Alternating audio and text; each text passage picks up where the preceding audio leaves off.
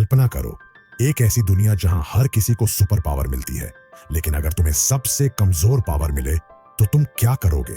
और अगर उसी दुनिया की गॉडेस तुम्हें मरने के लिए छोड़ दे, तब क्या तुम सरेंडर कर दोगे या पूरी दुनिया को झुका दोगे? यही कहानी है मिमोरी टोका की। एक ऐसा लड़का जिसे दुनिया ने कमजोर समझा, लेकिन उसने अपनी तकदीर खुद लिखी। टूका और उसके क्लासमेट्स को अचानक एक दूसरी दुनिया में बुलाया जाता है, जहां सभी को अलग अलग पावर मिलती है।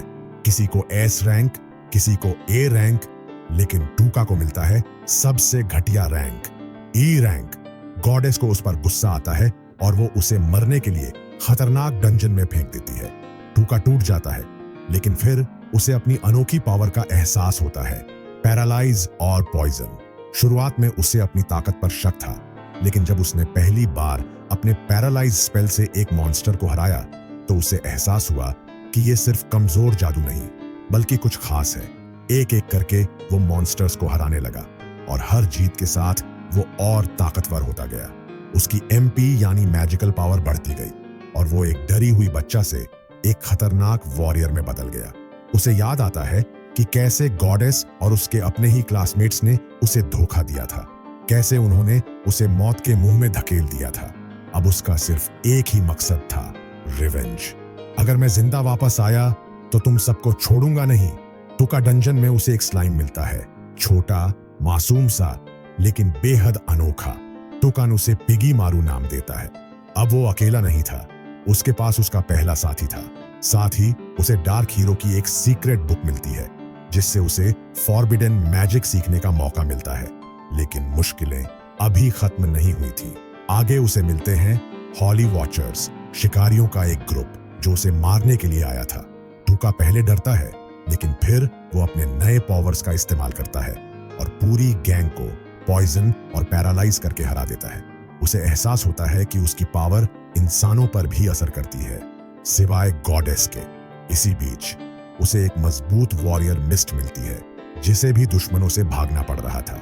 टूका उसे अपनी गार्ड बनने के लिए कहता है और दोनों साथ में सफर पर निकल पड़ते हैं। अब टूका का सफर सिर्फ अपने बदले तक सीमित नहीं था, अब उसे कुछ बड़े सच भी पता लगने वाले थे। जैसे जैसे वो आगे बढ़ते हैं, टूका को एक और खतरनाक रहस्य पता चलता है। इस दुनिया में सिर्फ मॉन्स्टर्स ही नहीं, बल्कि कुछ लोग भी गॉडेस के गुलाम बने हुए हैं।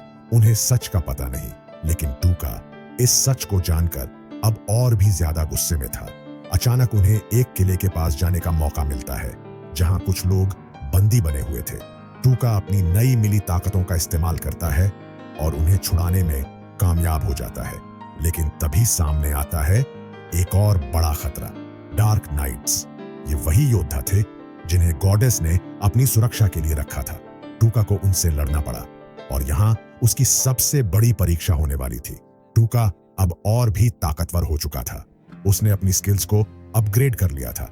अब उसके पास सिर्फ पैरालाइज और पॉइजन ही नहीं, बल्कि एक नई स्किल भी थी, डार्क ब्लेड। ये एक ऐसा ब्लेड था जिससे वो अपनी एनर्जी को सीधे दुश्मनों पर इस्तेमाल कर सकता था।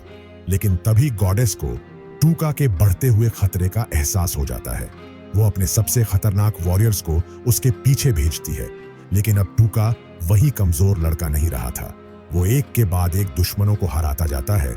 लेकिन अब उसे एक और बड़ा सच पता चलता है, गॉडेस ने उसकी दुनिया के और भी कई लोगों को कैद कर रखा है। अब टूका के सामने सिर्फ बदले की लड़ाई नहीं थी, बल्कि उसे उन सभी लोगों को बचाना था जो इस क्रूर दुनिया में फंसे हुए थे। लेकिन इसके लिए उसे गॉडेस के असली गढ़ में घुसना होगा, जहां से बच निकलना नामुमकिन था। आखिरकार टूका अब गॉडेस के खिलाफ अपनी सबसे बड़ी जंग लड़ने वाला था। वो उस किले की तरफ बढ़ रहा था जहां से उसका सफर शुरू हुआ था।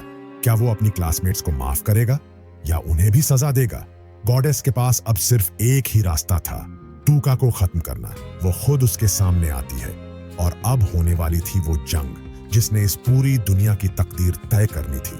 अब सवाल ये है, क्या टूका सच में अपने दुश्मनों से बदला ले पाएगा? क्या वो गॉडेस को हरा पाएगा? और क्या वो अपने दोस्तों को माफ करेगा या उन्हें भी खत्म कर देगा? जानने के लिए बने रहो अगली कहानी में।